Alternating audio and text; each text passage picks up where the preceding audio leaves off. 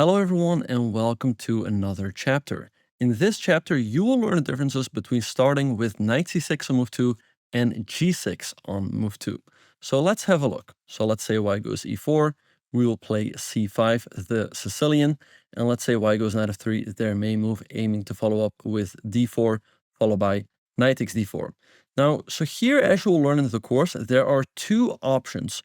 My main recommendation is the move knight to c6. Now, with the move knight c6, as we all know, in case white goes d4, we will take, white recaptures with the knight, and we go g6, and we arrive in the accelerated dragon.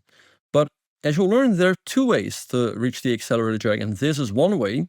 The other way to reach the accelerated dragon is by playing g6 on move 2, and in case white goes d4, we will also take, and in case white recaptures, here we can go knight c6, and we transpose to the accelerated dragon.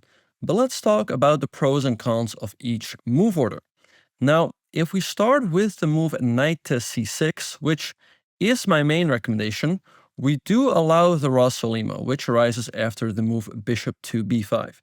Bishop b5, white develops the bishop, and white will often be aiming to trade on c6 and give us doubled pawns, either after b takes c6 or d takes c6. So the move bishop b5 is a very valid option for white. What I do recommend after bishop b5 is that we keep playing in the same spirit, in the spirit of the accelerated dragon, and so we will play the move g6, followed by bishop g7. You can learn all about this in the Rossolimo chapter. White's main options are kingside castles or taking on c6 right away. In case white takes, we will take with the b pawn. Very often, we will recapture with our b pawn on c6, also in the open Sicilian, in case white trades on c6. So here, we do that as well.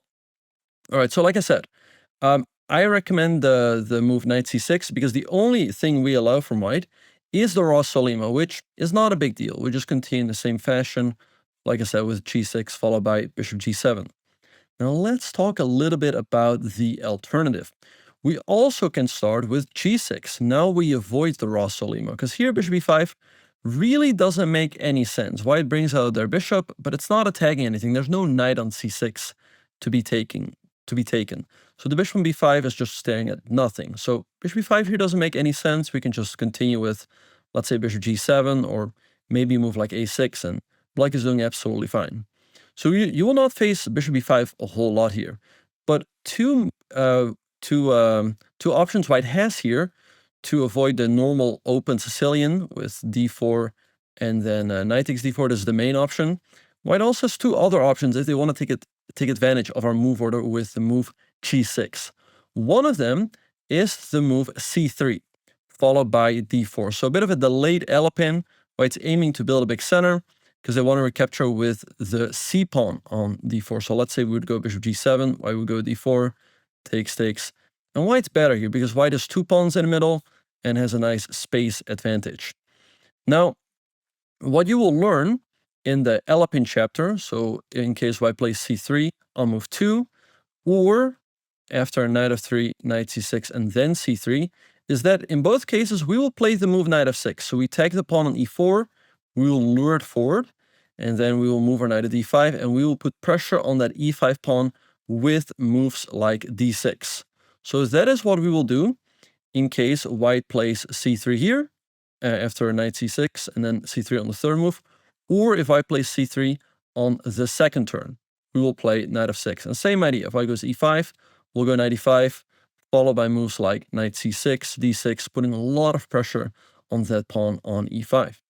However, if we will start with g6 on the second move, here knight f6 doesn't work out in the same way. Black's under a lot of pressure after the move e5, knight e5, because white can go for a quick d4, followed by bishop c4, which can get pretty dangerous. So here I definitely do not recommend the move knight f6. So we're going to have to play in a slightly different fashion. And again, that's why I offer you g6 as an alternative, but my main recommendation will be knight c6 on move 2. However, against c3, we have another option. Here we can play the move d5. So we put pressure on white center right away. And in case white takes, we will recapture with our queen. You can learn all about this in the hyper accelerated dragon chapter. Black is doing fine here, but there's there's a bit of there's some lines you'll have to learn here. So after c3, we go d5. White can take. White can also play e5. And both pose quite some problems, because if you go bishop g7 now, white can go d4. This bishop on g7 can be a little blocked in. So you'll really have to know how to deal with this one. But like I said, I'll have you covered in the Hyper Accelerated Dragon. Now, besides the option of c3, the late L-pin, white also has the option to go d4. And in case we take, white can play queen takes d4, hitting a rook in the corner right away. The only good way to defend against white's threat is by developing our knight to f6. But as you will learn in the Hyper Accelerated Dragon chapter, white's got quite a few dangerous options here. White can, for example, play e5, attacking your knight. Fortunately, we have the move knight c6, developing with a tempo as we attack white's queen. And after it moves, let's say to a square like a4, we have knight e5. Once again, you can learn all about this in the Hyper Accelerated Dragon chapter. Black is fine here, but like I said, a bit of theory to remember here. White can also start with knight c3, and then after knight c6, go to, let's say, the a4 square, and then try to follow with e5, as then the knight on c3 is covering that d5 square. So, yeah, as you'll learn, there's some pros and cons to both. Once again, my main recommendation is the move knight c6. I don't think we have to be worried about the Rossolimo. So bishop b5, once again, we go g6. And in case white takes on c6, we recapture with our b pawn. Again, this is my main recommendation. But if you get annoyed with the Rossolimo for whatever reason, or if you want to switch it up, then g6 is a perfect alternative as well. Once again, you avoid the Rossolimo, but you will have to study the lines in the Hyper Accelerated Dragon chapter quite seriously, the one with queen takes d4 or c3 on move 3. However, if white does not go for any of those lines, it can very likely transpose into the Accelerated Dragon, which will be covered in all of the chapters. So best of luck. Feel free to pick one, study the chapters. Once again, if you have any questions, don't be shy to ask them in the forums, and I'll be more than happy to guide you through this course.